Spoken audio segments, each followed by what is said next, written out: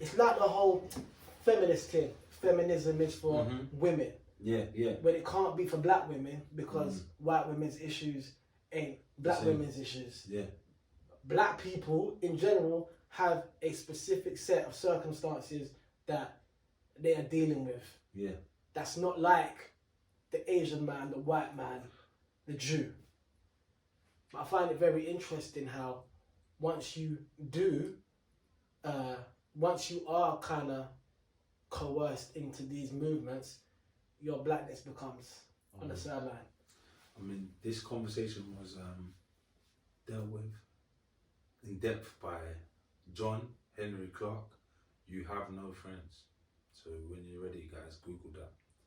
But I will say that when you accept this, like, I think that people gravitate towards these kind of ideas, and I feel like it happens a lot in prison, and it happens a lot in like rough kind of gang environments when man are looking for something to connect to and they want to be a part of something, and somebody's actually open arms inviting you into something that they love, and they say this is love, this is peace, and this is imagine a man offering you peace and you live in turmoil.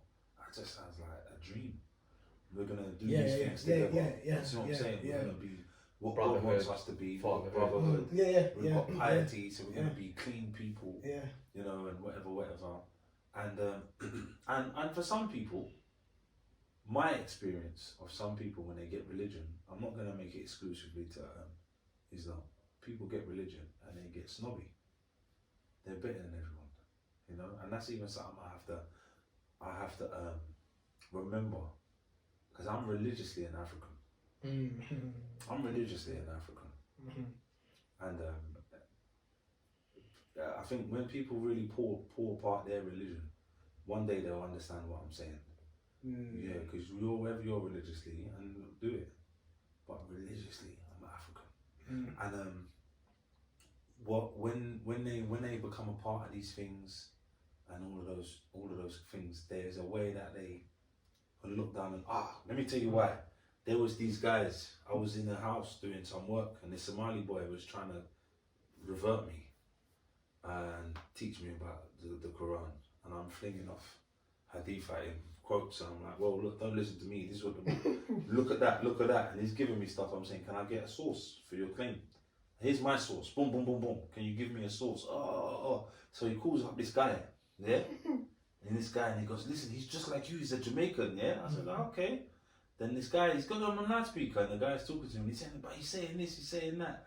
Oh, he's in the colour thing, yeah? Oh, yeah. This is what what did they call me? What did the man call me? Kufa. This is what the Kufa do. I said, I'm at work though, innit? But I'm vexed. Who the fuck are you calling a Kufa, rude boy? Me and you could have the same granny. We come off the same plantation. Is your mum or Kufa? I bet your mum ain't Muslim. You jumped in with a next man, and now you can turn around and tell me I'm a Kufa because I've got ideas that you ain't ready for. Therefore, you need to disregard me and you're better than me. I think that's disgusting. But that's where there's the opportunity for you. Like, let's just say it is on business. That's an opportunity for you to learn.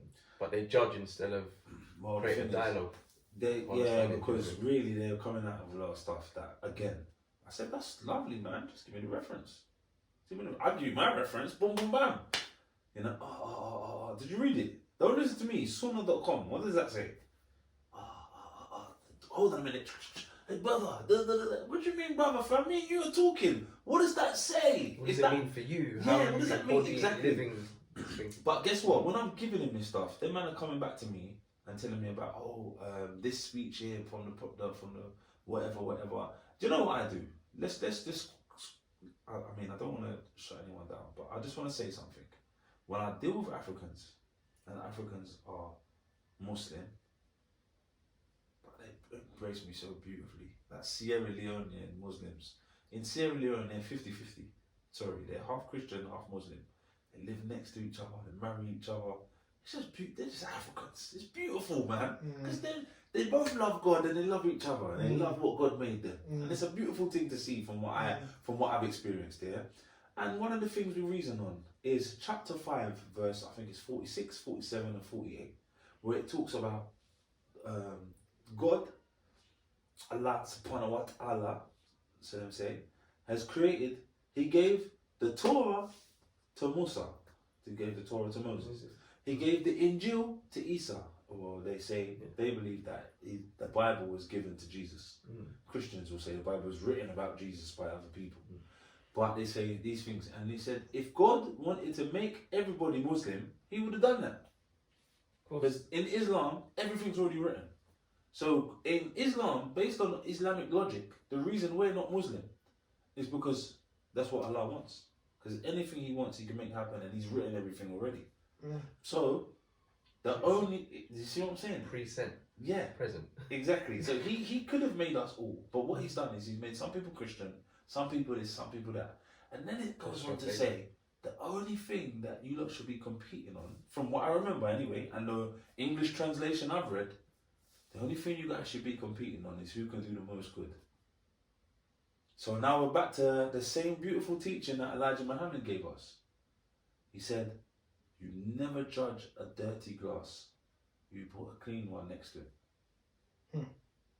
We're going to see. We're going to see. You're going to reveal yourself.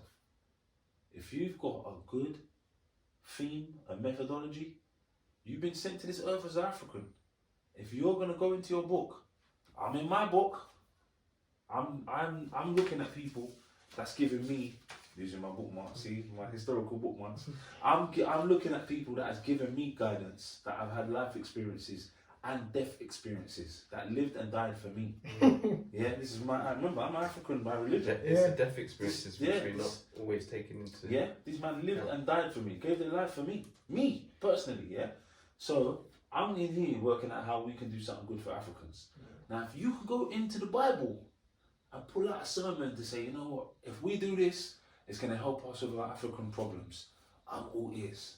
If you can go into that book and tell me how you're going to help me, yeah, as in your Quran, that can help me as an African resolve my African problems, why not?